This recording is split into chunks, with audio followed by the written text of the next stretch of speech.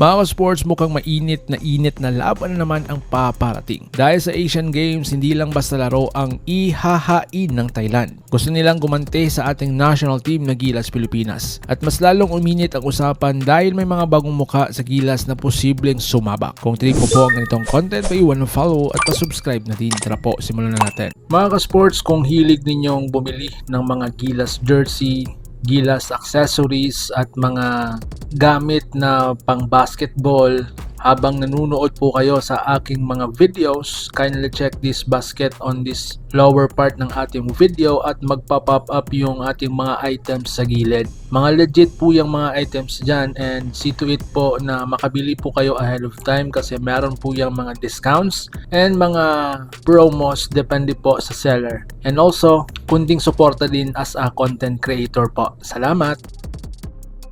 Mga sports, bakit gustong gumanti ng Thailand? Kung matatandaan natin, ilang beses nang napigilan ng Gilas ang Thailand sa mga international tournaments, SEA Games, FIBA qualifiers, regional battles. Sa bawat pagkatalo nila, mas lalo silang naghahanda. At ngayon sa Asian Games, buo ang loob nila na hindi na basta-basta magpapatalo. Ayon sa mga ulat, mas physical, mas disiplinado, mas may sistema at mas may luto. Di joke lang.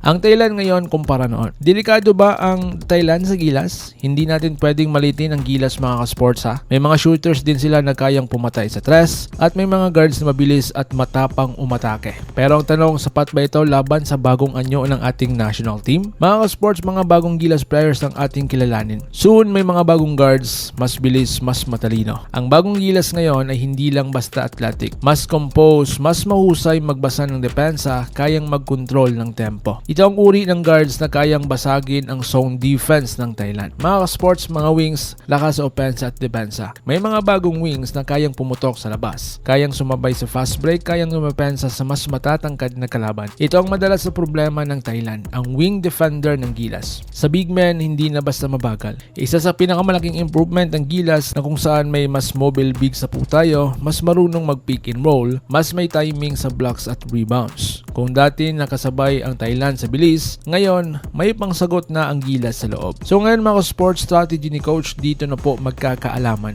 Ang laban kontra Thailand ay hindi lang lakasan. Laban po ito ng diskarte. Kung mapipigilan ng Gilas ang early runs ng Thailand at makuha agad ang momentum, mahihirapan silang humabol. Pero kapag naging kampante ang atong national team, pwedeng maging dikit po ang laban. So ngayon mga sports, kayang gumanti ng Thailand. Sa papel lamang pa rin po ang Gilas. Mas lalim ang lineup, mas sanay sa pressure, mas maraming players na may international experience. Pero tandaan ha, ang gutom ng kalaban ay delikado. So ngayon mga sports ha, sa tingin mo, kaya bang gumanti ng Thailand sa Asian Games? Aling bagong Gilas player ang pinaka-excited kang mapanood? I-comment mo po yung hinaing sa baba at babasahin ko yan.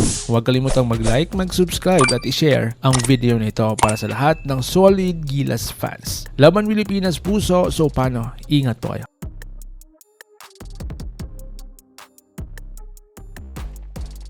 Mga ka-sports, kung hilig ninyong bumili ng mga Gilas jersey, Gilas accessories at mga gamit na pang basketball habang nanonood po kayo sa aking mga videos, kindly check this basket on this lower part ng ating video at magpa-pop up yung ating mga items sa gilid. Mga legit po yung mga items dyan and see to it po na makabili po kayo ahead of time kasi meron po yung mga discounts and mga promos depende po sa seller. And also, kunting suporta din as a content creator po. Salamat!